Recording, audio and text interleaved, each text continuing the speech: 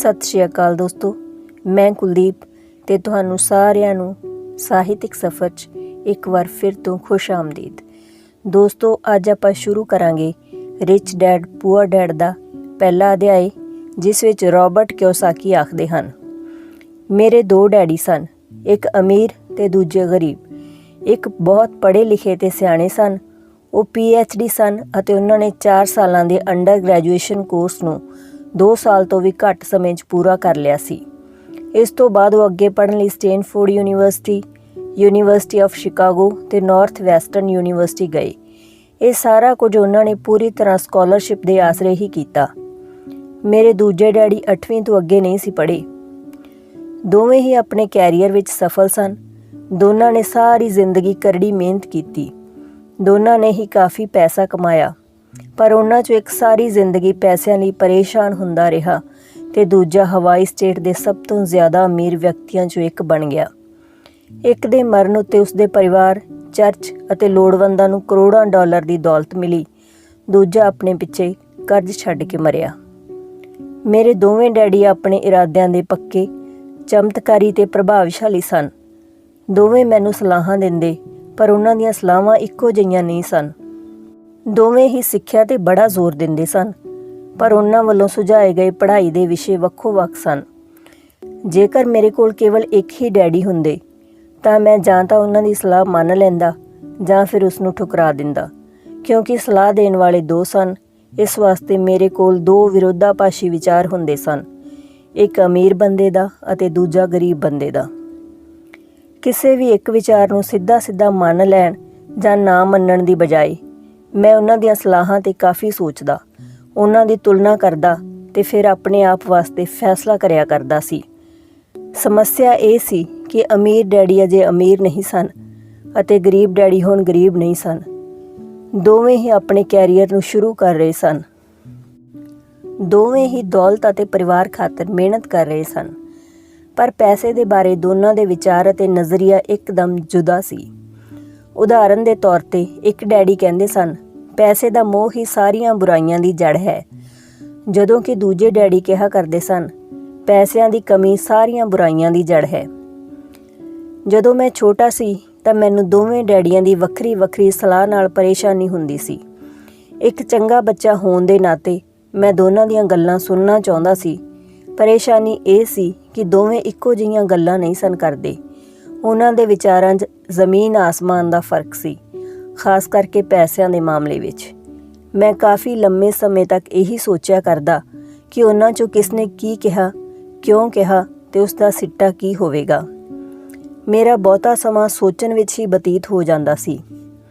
ਮੈਂ ਆਪਣੇ ਆਪ ਨਾਲ ਵਾਰ-ਵਾਰ ਇਹੋ ਜਿਹੇ ਸਵਾਲ ਹੀ ਕਰਦਾ, ਉਹਨਾਂ ਨੇ ਇਉਂ ਕਿਉਂ ਕਿਹਾ, ਤੇ ਫਿਰ ਦੂਜੇ ਡੈਡੀ ਦੀ ਕਹੀ ਹੋਈ ਗੱਲਾਂ ਬਾਰੇ ਵੀ ਇਸ ਤਰ੍ਹਾਂ ਦੇ ਸਵਾਲ ਪੁੱਛਦਾ। ਕਾਸ਼ ਮੈਂ ਇਹ ਬੋਲ ਸਕਦਾ, ਹਾਂ ਉਹ ਬਿਲਕੁਲ ਸਹੀ ਸਨ, ਜਾਂ ਮੈਂ ਉਹਨਾਂ ਦੀਆਂ ਗੱਲਾਂ ਨਾਲ ਪੂਰੀ ਤਰ੍ਹਾਂ ਸਹਿਮਤ ਹਾਂ, ਜਾਂ ਇਹ ਕਹਿ ਕੇ ਸਿੱਧਾ ਹੀ ਉਹਨਾਂ ਦੀ ਗੱਲ ਨੂੰ ਠੁਕਰਾ ਸਕਦਾ, ਬਜ਼ੁਰਗਾਂ ਨੂੰ ਇਹ ਨਹੀਂ ਪਤਾ ਕਿ ਉਹ ਕੀ ਕਹਿ ਰਹੇ ਹਨ। ਕਿਉਂਕਿ ਦੋਵੇਂ ਹੀ ਮੈਨੂੰ ਪਿਆਰੇ ਸਨ, ਇਸ ਵਾਸਤੇ ਮੈਨੂੰ ਆਪਣੇ ਲਈ ਸੋਚਣ 'ਤੇ ਮਜਬੂਰ ਹੋਣਾ ਪੈਂਦਾ। ਇਸ ਤਰ੍ਹਾਂ ਸੋਚਣ ਦੀ ਮੈਨੂੰ ਆਦਤ ਪੈ ਗਈ, ਜਿਹੜੀ ਅੱਗੇ ਚੱਲ ਕੇ ਮੇਰੇ ਲਈ ਬੜੀ ਲਾਹੇਵੰਦ ਸਾਬਿਤ ਹੋਈ। ਜੇਕਰ ਮੈਂ ਇੱਕੋ ਪ੍ਰਕਾਰ ਨਾਲ ਸੋਚ ਪਾਉਂਦਾ ਤਾਂ ਇਹ ਮੇਰੇ ਲਈ ਇੰਨਾ ਲਾਹੇਵੰਦ ਨਹੀਂ ਹੁੰਦਾ। ਜੇਕਰ ਮੈਂ ਇੱਕੋ ਪ੍ਰਕਾਰ ਨਾਲ ਸੋਚ ਪਾਉਂਦਾ ਤਾਂ ਇਹ ਮੇਰੇ ਲਈ ਇੰਨਾ ਲਾਹੇਵੰਦ ਨਹੀਂ ਹੁੰਦਾ। ਧਨ ਦੌਲਤ ਦਾ ਵਿਸ਼ਾ ਸਕੂਲਾਂ 'ਚ ਨਹੀਂ ਬਲਕਿ ਘਰਾਂ ਅੰਦਰ ਪੜ੍ਹਾਇਆ ਜਾਂਦਾ ਹੈ।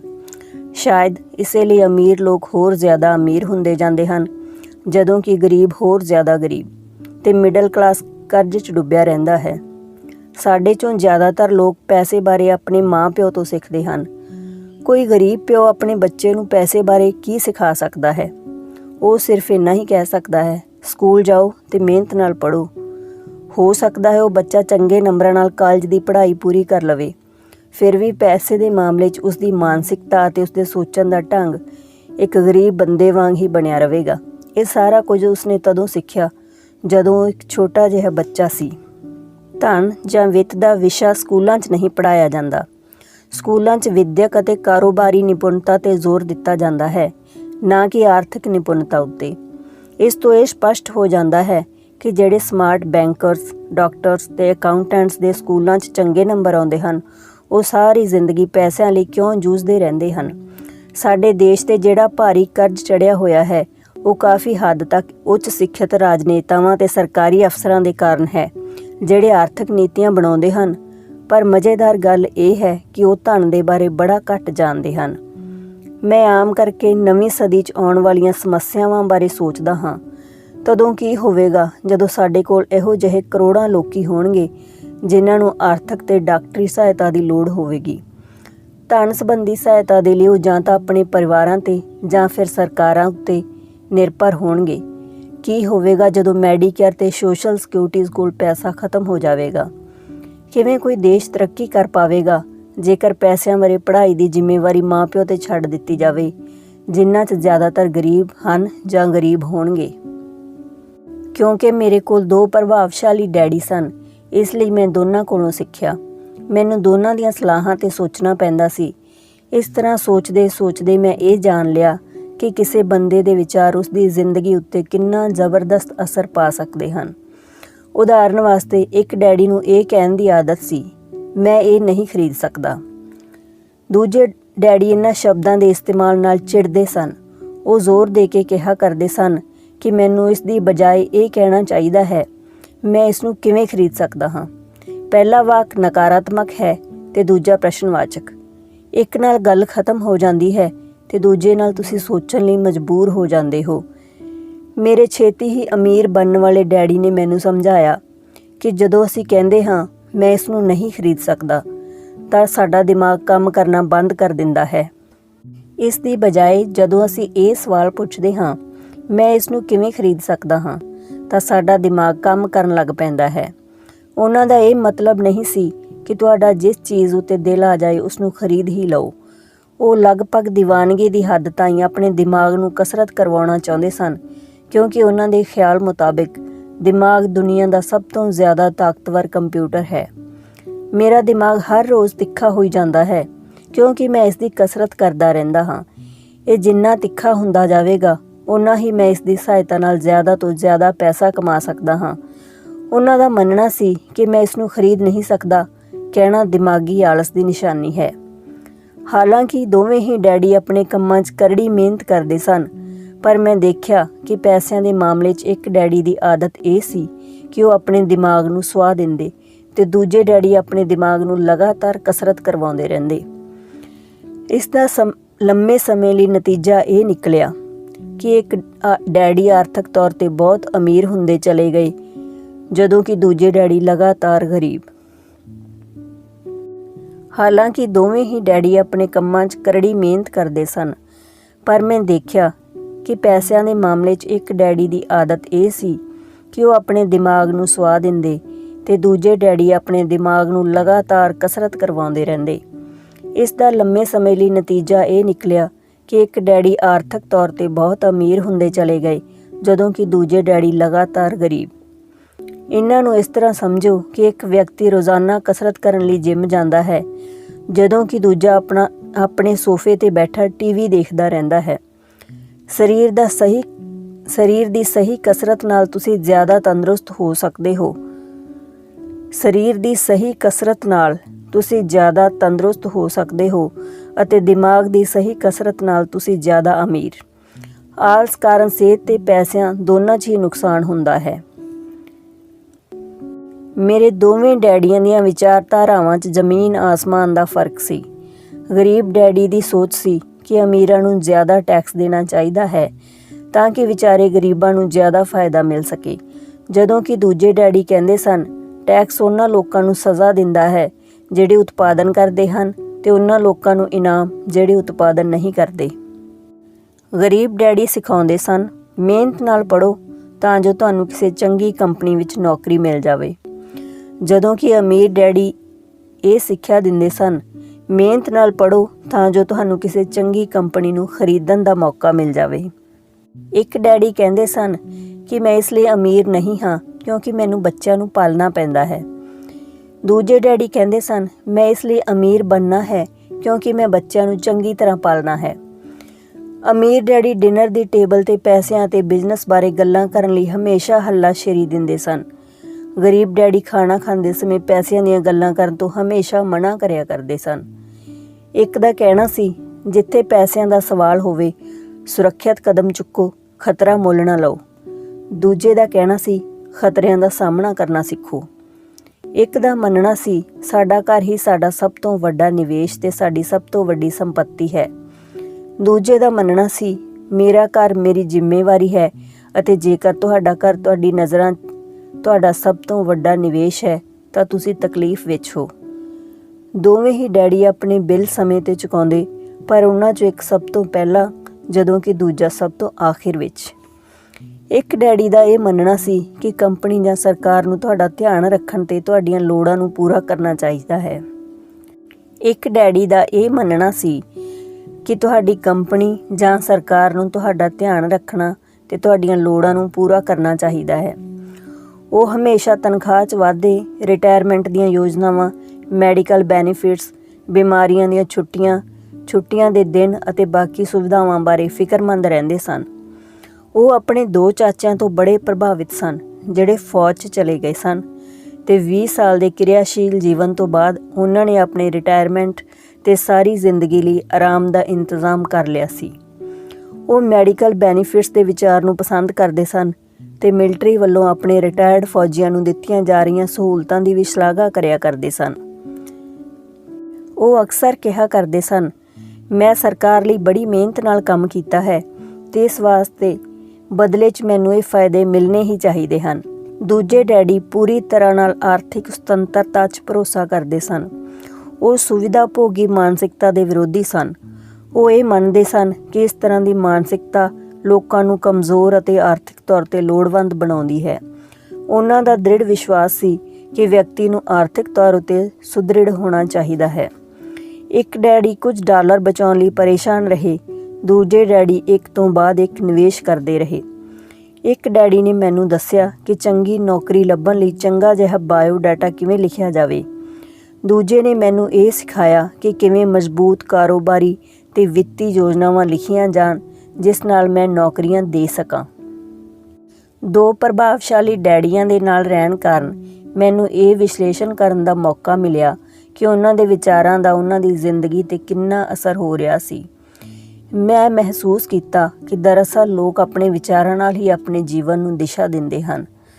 ਉਦਾਹਰਨ ਵਾਸਤੇ, ਮੇਰੇ ਗਰੀਬ ਡੈਡੀ ਹਮੇਸ਼ਾ ਕਿਹਾ ਕਰਦੇ ਸਨ, ਮੈਂ ਕਦੇ ਅਮੀਰ ਨਹੀਂ ਬਣ ਪਾਵਾਂਗਾ, ਤੇ ਉਹਨਾਂ ਦੀ ਇਹ ਭਵਿੱਖਬਾਣੀ ਸੱਚ ਸਾਬਿਤ ਹੋਈ। ਦੂਜੇ ਪਾਸੇ ਮੇਰੇ ਅਮੀਰ ਡੈਡੀ ਹਮੇਸ਼ਾ ਆਪਣੇ ਆਪ ਨੂੰ ਅਮੀਰ ਸਮਝਦੇ ਸਨ। ਉਹ ਇਸ ਤਰ੍ਹਾਂ ਦੀਆਂ ਗੱਲਾਂ ਕਰਦੇ ਸਨ, ਮੈਂ ਅਮੀਰ ਹਾਂ ਤੇ ਅਮੀਰ ਲੋਕ ਇਹੋ ਜਿਹਾ ਨਹੀਂ ਕਰਦੇ।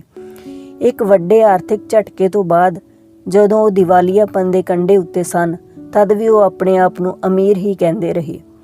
ਉਹ ਆਪਣੇ ਸੰਦਰਭ 'ਚ ਇਹ ਕਿਹਾ ਕਰਦੇ ਸਨ, ਗਰੀਬ ਹੋਣ ਜਾਂ ਪੈਸਾ ਨਾ ਹੋਣ ਵਿੱਚ ਫਰਕ ਹੁੰਦਾ ਹੈ। ਪੈਸਾ ਕੋਲ ਨਾ ਹੋਣਾ ਅਸਥਾਈ ਹੈ, ਜਦੋਂ ਕਿ ਗਰੀਬੀ ਸਥਾਈ। ਮੇਰੇ ਗਰੀਬ ਡੈਡੀ ਇਹ ਕਹਿੰਦੇ ਸਨ, ਮੇਰੀ ਪੈਸੇ ਵਿੱਚ ਕੋਈ ਦਿਲਚਸਪੀ ਨਹੀਂ ਹੈ ਜਾਂ ਪੈਸਾ ਮਹੱਤਵਪੂਰਨ ਨਹੀਂ ਹੈ। ਮੇਰੇ ਅਮੀਰ ਡੈਡੀ ਹਮੇਸ਼ਾ ਕਹਿੰਦੇ ਸਨ, ਪੈਸੇ ਵਿੱਚ ਬੜੀ ਤਾਕਤ ਹੈ। ਹੋ ਸਕਦਾ ਹੈ ਸਾਡੇ ਵਿਚਾਰਾਂ ਦੀ ਤਾਕਤ ਨੂੰ ਕਦੇ ਮਾਪਿਆ ਨਾ ਜਾ ਸਕੇ ਜਾਂ ਫਿਰ ਉਹਨਾਂ ਨੂੰ ਪੂਰੀ ਤਰ੍ਹਾਂ ਸਮਝਿਆ ਨਾ ਜਾ ਸਕੇ। ਫਿਰ ਵੀ ਬਚਪਨ ਤੋਂ ਮੈਂ ਇਹ ਸਮਝ ਗਿਆ ਸੀ ਕਿ ਸਾਨੂੰ ਵਿਚਾਰਾਂ 'ਤੇ ਧਿਆਨ ਦੇਣਾ ਚਾਹੀਦਾ ਹੈ ਤੇ ਆਪਣੇ ਆਪ ਨੂੰ ਦਰਸਾਉਣ ਉੱਤੇ ਵੀ। ਮੈਂ ਦੇਖਿਆ ਕਿ ਮੇਰੇ ਗਰੀਬ ਡੈਡੀ ਇਸ ਲਈ ਗਰੀਬ ਨਹੀਂ ਸਨ ਕਿਉਂਕਿ ਉਹ ਘੱਟ ਕਮਾਉਂਦੇ ਸਨ, ਬਲਕਿ ਇਸ ਲਈ ਗਰੀਬ ਸਨ ਕਿਉਂਕਿ ਉਹਨਾਂ ਦੇ ਵਿਚਾਰ ਤੇ ਕੰਮ ਗਰੀਬਾਂ ਵਰਗੇ ਸਨ। 2 ਡੈਡੀ ਹੋਣ ਕਾਰਨ ਬਚਪਨ ਤੋਂ ਹੀ ਮੈਂ ਇਸ ਬਾਰੇ ਬੜਾ ਸਾਵਧਾਨ ਹੋ ਗਿਆ ਸੀ ਕਿ ਮੈਂ ਕਿਹੜੀ ਵਿਚਾਰਧਾਰਾ ਨੂੰ ਅਪਣਾਵਾਂ, ਮੈਂ ਕਿਸ ਦੀ ਗੱਲ ਨੂੰ ਮੰਨਾਂ, ਆਪਣੇ ਅਮੀਰ ਡੈਡੀ ਦੀ ਜਾਂ ਆਪਣੇ ਗਰੀਬ ਡੈਡੀ ਦੀ। ਹਾਲਾਂਕਿ ਦੋਵੇਂ ਹੀ ਸਿੱਖਿਆ ਤੇ ਗਿਆਨ ਨੂੰ ਬੜਾ ਮਹੱਤਵਪੂਰਨ ਮੰਨਦੇ ਸਨ, ਪਰ ਕੀ ਸਿੱਖਿਆ ਜਾਵੇ ਇਸ ਬਾਰੇ ਦੋਨਾਂ ਦੀ ਰਾਏ ਵੱਖੋ ਵੱਖ ਸੀ। ਇੱਕ ਚਾਹੁੰਦਾ ਸੀ ਕਿ ਮੈਂ ਪੜ੍ਹਾਈ ਵਿੱਚ ਚੰਗੀ ਮਿਹਨਤ ਕਰਾਂ, ਡਿਗਰੀ ਲਵਾਂ ਤੇ ਪੈਸੇ ਕਮਾਉਣ ਵਾਸਤੇ ਚੰਗੀ ਜਿਹੀ ਨੌਕਰੀ ਲੱਭ ਲਵਾਂ। ਉਹ ਚਾਹੁੰਦੇ ਸਨ ਕਿ ਮੈਂ ਇੱਕ ਪ੍ਰੋਫੈਸ਼ਨਲ ਅਫਸਰ, ਵਕੀਲ ਜਾਂ ਅਕਾਊਂਟੈਂਟ ਬਣ ਜਾਵਾਂ ਜਾਂ MBA ਕਰ ਲਵਾਂ। ਦੂਜੇ ਡੈਡੀ ਮੈਨੂੰ ਹੱਲਾਸ਼ੇਰੀ ਦਿਆ ਕਰਦੇ ਸਨ ਕਿ ਮੈਂ ਅਮੀਰ ਬਣਨ ਦਾ ਰਾਗ ਸਿੱਖ ਲਵਾਂ, ਇਹ ਸਮਝ ਲਵਾਂ ਕਿ ਪੈਸਾ ਕਿਵੇਂ ਕੰਮ ਕਰਦਾ ਹੈ ਤੇ ਇਹ ਜਾਣ ਲਵਾਂ ਕਿ ਇਸ ਕੋਲੋਂ ਆਪਣੇ ਲਈ ਕੰਮ ਕਿਵੇਂ ਕਰਵਾਇਆ ਜਾਂਦਾ ਹੈ। ਮੈਂ ਪੈਸੇ ਲਈ ਕੰਮ ਨਹੀਂ ਕਰਦਾ, ਇਹਨਾਂ ਸ਼ਬਦਾਂ ਨੂੰ ਵਾਰ-ਵਾਰ ਦੁਹਰਾਇਆ ਕਰਦੇ, ਪੈਸਾ ਮੇਰੇ ਲਈ ਕੰਮ ਕਰਦਾ ਹੈ। 9 ਸਾਲ ਦੀ ਉਮਰ 'ਚ ਮੈਂ ਇਹ ਫੈਸਲਾ ਲਿਆ ਕਿ ਪੈਸਿਆਂ ਬਾਰੇ ਮੈਂ ਆਪਣੇ ਅਮੀਰ ਡੈਡੀ ਦੀ ਗੱਲ ਸੁਣਾਂਗਾ ਤੇ ਉਹਨਾਂ ਤੋਂ ਸਿੱਖਾਂਗਾ। ਇਹ ਫੈਸਲਾ ਕਰਨ ਦਾ ਮਤਲਬ ਇਹ ਸੀ ਕਿ ਆਪਣੇ ਗਰੀਬ ਡੈਡੀ ਦੀਆਂ ਗੱਲਾਂ 'ਤੇ ਧਿਆਨ ਨਾ ਦੇਣਾ। ਹਾਲਾਂਕਿ ਉਹਨਾਂ ਦੇ ਕੋਲ ਕਾਲਜ ਦੀਆਂ ਬਹੁਤ ਸਾਰੀਆਂ ਡਿਗਰੀਆਂ ਸਨ ਜਿਹੜੀਆਂ ਮੇਰੇ ਅਮੀਰ ਡੈਡੀ ਕੋਲ ਨਹੀਂ ਸਨ। ਇੱਕ ਵਾਰੀ ਮੈਂ ਇਹ ਨਿਰਣਾ ਕਰ ਲਿਆ ਕਿ ਮੈਂ ਕਿਸ ਦੀ ਗੱਲ ਸੁਣਨੀ ਹੈ ਤਾਂ ਉਸ ਤੋਂ ਬਾਅਦ ਮੇਰੀ ਵਿੱਤ ਸੰਬੰਧੀ ਸਿੱਖਿਆ ਸ਼ੁਰੂ ਹੋ ਗਈ। ਮੇਰੇ ਅਮੀਰ ਡੈਡੀ ਨੇ ਮੈਨੂੰ 30 ਸਾਲਾਂ ਤੋਂ ਵੀ ਜ਼ਿਆਦਾ ਸਮੇਂ ਤੱਕ ਸਿਖਾਇਆ, ਤਦੋਂ ਤਾਈਂ ਜਦੋਂ ਤੱਕ ਕਿ ਮੇਰੀ ਉਮਰ 39 ਸਾਲ ਦੀ ਨਹੀਂ ਹੋ ਗਈ। ਇਸ ਤੋਂ ਬਾਅਦ ਉਹਨਾਂ ਨੇ ਮੈਨੂੰ ਸਿਖਾਉਣਾ ਬੰਦ ਕਰ ਦਿੱਤਾ। ਉਹਨਾਂ ਨੇ ਇਹ ਵੇਖ ਲਿਆ ਸੀ ਕਿ ਮੈਂ ਉਹ ਸਾਰਾ ਕੁਝ ਸਮਝ ਲਿਆ ਹੈ ਜਿਹੜਾ ਉਹ ਮੇਰੀ ਮੋਟੀ ਅਕਲ ਵਿੱਚ ਭਰਨ ਦੀ ਕੋਸ਼ਿਸ਼ ਕਰ ਰਹੇ ਸਨ। ਪੈਸਾ ਇੱਕ ਤਰ੍ਹਾਂ ਦੀ ਤਾਕਤ ਹੈ, ਪਰ ਇਸ ਤੋਂ ਵੀ ਵੱਡੀ ਤਾਕਤ ਹੈ ਵਿੱਤੀ ਸਿੱਖਿਆ। ਪੈਸਾ ਤਾਂ ਆਉਂਦਾ ਤੇ ਜਾਂਦਾ ਰਹਿੰਦਾ ਹੈ, ਪਰ ਜੇਕਰ ਤੁਸੀਂ ਇਹ ਜਾਣਦੇ ਹੋ ਕਿ ਪੈਸਾ ਕਿਵੇਂ ਕੰਮ ਕਰਦਾ ਹੈ ਤਾਂ ਤੁਸੀਂ ਜ਼ਿਆਦਾ ਤਾਕਤਵਰ ਹੋ ਜਾਂਦੇ ਹੋ ਅਤੇ ਤੁਸੀਂ ਦੌਲਤ ਕਮਾਉਣਾ ਸ਼ੁਰੂ ਕਰ ਸਕਦੇ ਹੋ। ਕਿਉਂਕਿ ਜ਼ਿਆਦਾਤਰ ਲੋਕ ਸਕੂਲਾਂ 'ਚ ਪੜ੍ਹਦੇ ਹਨ ਤੇ ਉੱਥੇ ਉਹ ਇਹ ਕਦੀ ਵੀ ਸਿੱਖ ਨਹੀਂ ਪਾਉਂਦੇ ਕਿ ਪੈਸਾ ਕਿਵੇਂ ਕੰਮ ਕਰਦਾ ਹੈ। ਇਸ ਲਈ ਉਹ ਪੈਸੇ ਦੇ ਲਈ ਕੰਮ ਕਰਨ 'ਚ ਆਪਣੀ ਸਾਰੀ ਜ਼ਿੰਦਗੀ ਬਰਬਾਦ ਕਰ ਦਿੰਦੇ ਹਨ।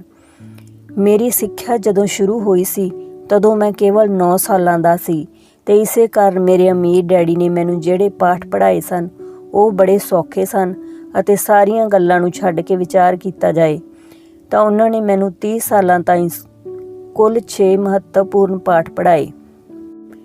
ਇਹ ਕਿਤਾਬ ਉਹਨਾਂ ਹੀ 6 ਪਾਠਾਂ ਦੇ ਬਾਰੇ ਹੈ ਤੇ ਇਸ ਨੂੰ ਵੀ ਉਹਨਾਂ ਹੀ ਸੌਖਾ ਬਣਾਉਣ ਦੀ ਕੋਸ਼ਿਸ਼ ਕੀਤੀ ਗਈ ਹੈ ਜਿੰਨਾ ਕਿ ਮੇਰੇ ਅਮੀਰ ਡੈਡੀ ਨੇ ਇਹਨਾਂ ਨੂੰ ਮੇਰੇ ਵਾਸਤੇ ਸੌਖਾ ਬਣਾਇਆ ਸੀ। ਇਹ ਪਾਠ ਤੁਹਾਡੇ ਲਈ ਜਵਾਬ ਵਾਂਗ ਨਹੀਂ ਲਿਖੇ ਗਏ ਬਲਕਿ ਮਾਰਗਦਰਸ਼ਕ ਵਾਂਗ ਲਿਖੇ ਗਏ ਹਨ। ਇਹੋ ਜਿਹੇ ਮਾਰਗਦਰਸ਼ਕ ਜਿਹੜੇ ਜ਼ਿਆਦਾ ਅਮੀਰ ਬਣਨ 'ਚ ਤੁਹਾਡੀ ਅਤੇ ਤੁਹਾਡੇ ਬੱਚਿਆਂ ਦੀ ਸਹਾਇਤਾ ਕਰਨਗੇ, ਚਾਹੇ ਬਦਲਦੀ ਹੋਈ ਇਸ ਅਨਿਸ਼ਚਿਤ ਦੁਨੀਆ 'ਚ ਕੁਝ ਵੀ ਹੁੰਦਾ ਰਹੇ। ਧੰਨਵਾਦ। ਦੋਸਤੋ, ਤੁਹਾਨੂੰ ਰੋਬਰਟ ਕਿਓਸਾਕੀ ਦੇ ਵਿਚਾਰ ਕਿਸ ਤਰ੍ਹਾਂ ਦੇ ਲੱਗੇ? ਪਲੀਜ਼ ਕਮੈਂਟ ਬਾਕਸ 'ਚ ਜ਼ਰੂਰ ਦੱਸਣਾ ਤੇ ਅੱਗੋਂ ਤੁਸੀਂ ਕਿਹੋ ਜਿਹੀਆਂ ਕਿਤਾਬਾਂ ਨਾਲ ਸਾਂਝ ਪਾਉਣਾ ਚਾਹੁੰਦੇ ਹੋ ਇਹ ਸੁਝਾਅ ਵੀ ਜ਼ਰੂਰ ਦੇਣਾ।